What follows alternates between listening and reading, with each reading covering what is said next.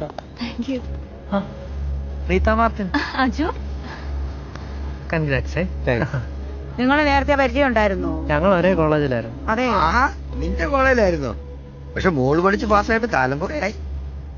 നിനക്ക് ഇപ്പൊ എത്ര സപ്ലി ബാക്കിയുണ്ടാ? അവൻ എങ്ങനെ ഓർമ്മ വരാനാ? 6.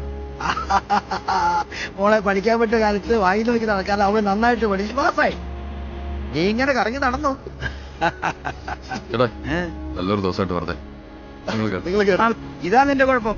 പറയാനുള്ള കാര്യങ്ങൾ അപ്പപ്പ പറഞ്ഞേക്കണം. എത്ര ആൾക്കാർ കൂടി എന്തായാലും പറഞ്ഞേക്കണം. അങ്ങനെയൊക്കെ പറഞ്ഞ് മാനം കെടുത്തിയാലേ ഉമ്മാരൊക്കെ നന്നാവുള്ളൂ. അവനെ പറഞ്ഞിട്ട് എന്താ കാര്യം? അവനെ വളർത്തി വഷളാക്കി നീയല്ലേ?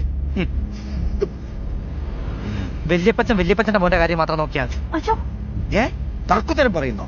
ഇങ്ങോട്ട് മര്യാദ കാണിച്ചെങ്കിൽ മാത്രമേ എനിക്കും തിരിച്ച് കാണിക്കാൻ പറ്റൂ. സോറി പറടാ. നിന്റെ അപ്പം പോലും ചേട്ടായോട് ഇങ്ങനെ സംസാരിച്ചിട്ടില്ല.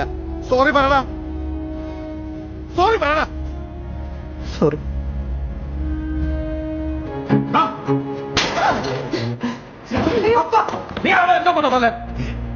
അവൻ പറഞ്ഞ കേട്ടില്ല ചേട്ടാ. അവൻ പറഞ്ഞത് എന്താണോ തെറ്റി? അവനെ മറ്റേ കാര്യം നോക്കിയാ പോരെ. അങ്ങനെയാണെങ്കിൽ എന്ത് പറഞ്ഞു? അപ്പ വേണ്ട. എടാ എന്റെ മകനെ തല നിനക്കെന്താ യോഗ്യത?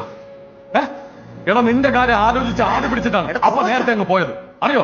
എന്നിട്ട് അപ്പന്റെ ഒരു കടന്നുകൂടി ഞാനാണ് നിനക്ക് തന്നത്. അതുകൊണ്ട് നീ ഇപ്പൊ ജീവിക്കുന്നു. എന്നിട്ട് അവന്റെ കഴിവിന്റെ കഥ ഉണ്ടാക്കാൻ നടക്കുന്നു. എടാ എടാ എന്തുവാണ്? നല്ലൊരു ഫംഗ്ഷൻ നടക്കുന്നിടത്ത് നീ ഇങ്ങനെ ആണോ? പറയേണ്ട കാര്യം എവിടെ വെച്ചാണേലും ആരുടെ മുന്നിലാണേലും പറയണം. അങ്ങനെയാണ് ഒരു കുറച്ചു മുമ്പ് നിങ്ങൾ എന്റെ അടുത്ത് പറഞ്ഞു തന്നത്. അതുകൊണ്ട് ഇത് ഇപ്പൊ ഇവിടെ പറഞ്ഞാലേ ശരിയാത്തുള്ളൂ. നാലാളെ മുന്നിൽ വെച്ച് പറഞ്ഞാലേ ഇവനൊക്കെ നാണകളോട്. എടാ ജോലി കൂലിയില്ലാതെ തെക്കോടെ തെന്റ് നടക്കുന്ന ഇവന് വേണ്ടി വക്കാലത്ത് പറയുന്നവർക്ക് നാണില്ലേ?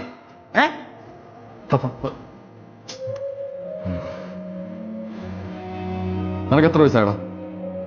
നിന്റെ വയസ്സ് പറയടാ. 26. ഇവന്റെ പ്രായത്തിൽ നിങ്ങൾ എന്നാ ചെയ്തിരുന്നു? ഒന്നും ചെയ്തിട്ടില്ല.